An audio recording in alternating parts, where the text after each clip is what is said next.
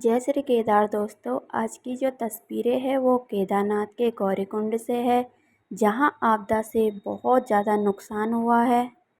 जब लिंचोली में बादल फटा था तो मंदाकिनी नदी के साथ सारा पानी गौरीकुंड में आ गया था, जिससे गौरीकुंड में सबसे ज़्यादा नुकसान हुआ है। इस तबाही का क्या मंजर रहा होगा। यहाँ सब कुछ तहस नहस दिखाई दे रहा है। सामान देखिए यहाँ कैसे बिखरा पड़ा है। ऐसे लग रहा है जैसे कोई आपदा यहाँ भीषण रूप दिखा के चली गई हो। कितना खौफनाक मंजर रहा होगा, आप इन तस्वीरों से अंदाज़ा लगा सकते हैं। और गौरीकुंड में जो गर्म कुंड था उसका कोई पता नहीं चल रहा है, सारा गर्म कुंड बह गया है। गौरीकुंड का गर्म कुंड पता ही नहीं चला कहाँ दफन हो गया है।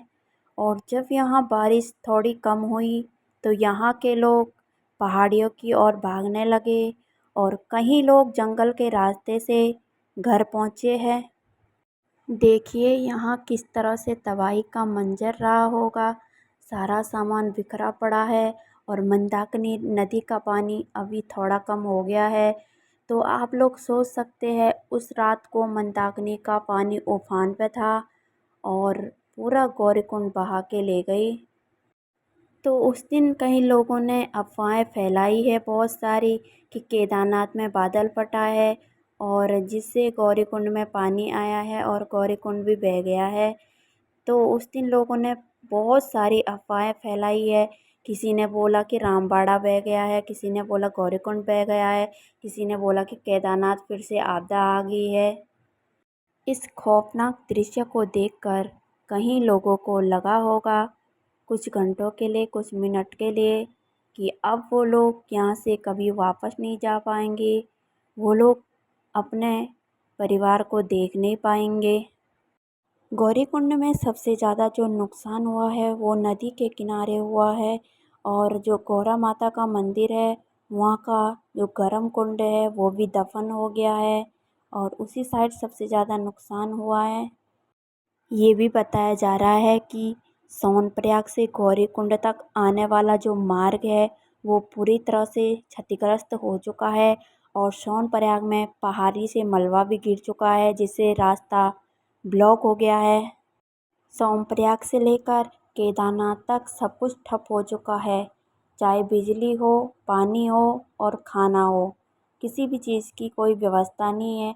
और नेटवर्क तो बिल्कुल भी नहीं है, क्योंकि जब लिंचोली में बादल फटा था तो उसी टाइम बोल रहे हैं कि टावर भी बह गया था ज़्यादा बारिश के कारण। और उस दिन केदारनाथ में भी बहुत ज़्यादा बारिश हुई थी, जिसके कारण जो नेटवर्क है वो भी चले गए थे।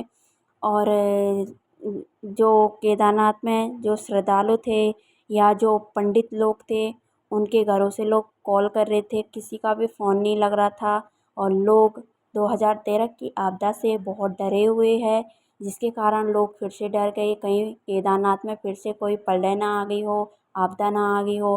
क्योंकि लोगों ने ऐसी कुछ अफवाह फैला दी थी कि केदारनाथ से बादल फटा है जिस कारण गौरीकुंड में भी नुकसान हुआ है, लेकिन ये बिल्कुल भी नहीं था। तो केदारनाथ में जो नेटवर्क है वो अगले दिन सुबह को आए थे, वो भी मंदाकिनी नेटवर्क था, जिसकी बदौलत लोगों ने अपने घरों से संपर्क किया और घरों में बताया कि वो लोग सुरक्षित है। लेकिन आज इस घटना को 3 दिन हो गए हैं और जो सरकार है, सरकार ने हेलीकॉप्टर लगाए थे, जिससे कल हेलीकॉप्टर में 40 लोग आए थे, वो भी यात्री थे। और उसके बाद वहाँ बहुत ज़्यादा बादल छा गए थे, जिस कारण जहाज़ का जाना मुश्किल हो गया था। और आज भी केदारनाथ का मौसम बहुत बेकार है, जिससे जो केदारनाथ में श्रद्धालु है, पंडित लोग हैं, वो लोग वहीं फंस गए हैं।